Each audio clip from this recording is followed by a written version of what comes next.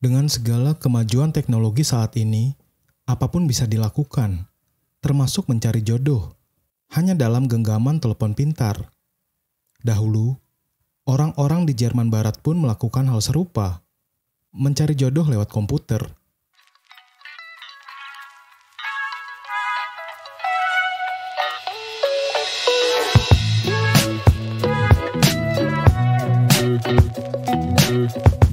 Perusahaan terbesar di Jerman yang mengurus perjodohan lewat komputer itu adalah Altman. Pegawai kantor itu sebanyak 600-an orang pada 1970. Komputer jodoh Altman diciptakan pada 1967. Pemilik perusahaan ini adalah Joachim Hans Altman.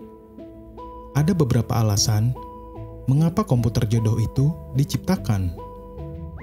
Antara lain, terpisahnya bidang pekerjaan antara pria dan wanita tak memungkinkan mereka bertemu dan mendapatkan jodoh.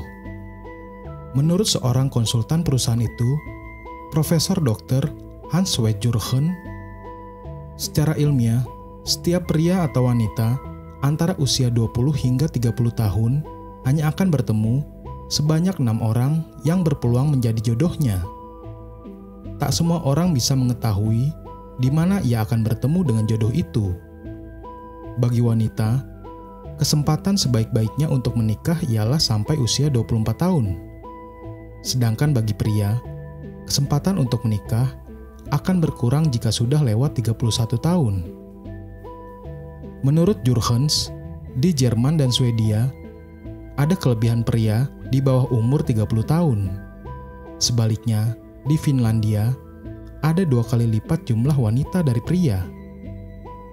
Mereka yang memerlukan bantuan dicarikan jodoh, mendaftarkan namanya di perwakilan Altman lewat iklan-iklan yang disebar.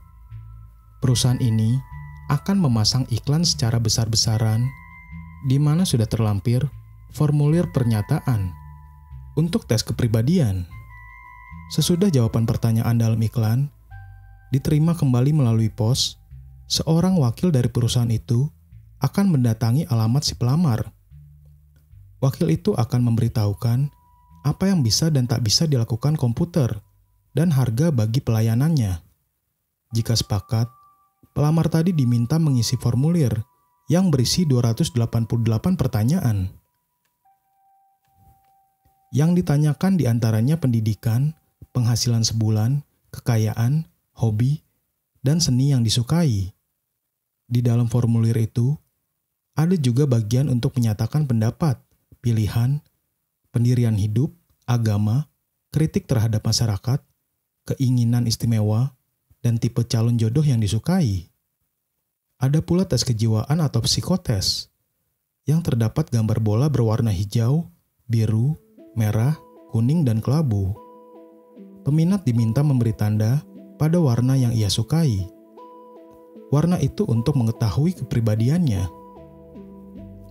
Untuk tes kepribadian, Altman mengundang 3 orang sarjana Jerman yang diminta bantuannya, yakni Prof. Hans Jorgens dari Kiel University, Profesor Peter Orlik dari Düsseldorf, dan Profesor Werner Korrel dari Gießen University. Dari sekian banyak pertanyaan yang mereka susun dan jawaban para pelamar, diambil kesimpulan bagaimana kepribadian pelamar tadi. Setelah formulir lengkap terisi, baru datanya dimasukkan ke dalam komputer. Komputer itu akan mencocokkan 480 macam kemungkinan dan watak seseorang. Pelanggan setiap minggu bakal dikirim 2 foto, lengkap dengan data orangnya. Ada kontrak bagi pelanggannya, yang berlaku selama 3 tahun. Dalam jangka waktu tersebut, pelanggan mendapatkan 150 foto yang dicalonkan oleh komputer. Joachim Hans Altman, pemilik perusahaan, menyatakan komputernya mengerjakan data tidak kurang dari 33.000 pria dan wanita. Setiap bulan, paling tidak datang 2.000 peminat baru yang meminta bantuan Altman untuk mendapatkan jodoh. Namun, komputer jodoh ini tak bertujuan menumbuhkan rasa cinta Di antara orang-orang yang dibantu, mesin itu hanya mencoba mendekatkan orang-orang yang punya persamaan dalam karakter, bentuk tubuh, ataupun kejiwaan. Antara April 1968 hingga April 1969, di antara 120.000 pelamar yang memerlukan bantuan komputer, 2.188 telah menemukan jodohnya dan mengumumkan pernikahan mereka. Sebanyak 2.530 bertunangan dan 8.216 menyatakan ikatan serius. Besarnya biaya tergantung dari jenis pelayanan yang diterima pelamar. Bila mencarikan pasangan yang tepat sangat sulit, biasanya biayanya lebih mahal. Omset perusahaan itu mencapai 33 juta mark per tahun.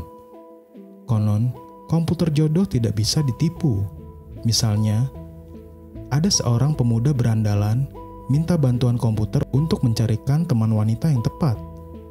Beberapa lama kemudian, ia mendapat kiriman sejumlah nama wanita yang dapat dihubunginya dengan catatan mereka akan cocok.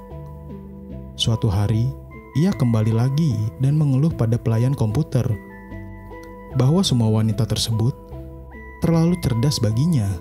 Ternyata, pria itu berbohong soal pendidikannya.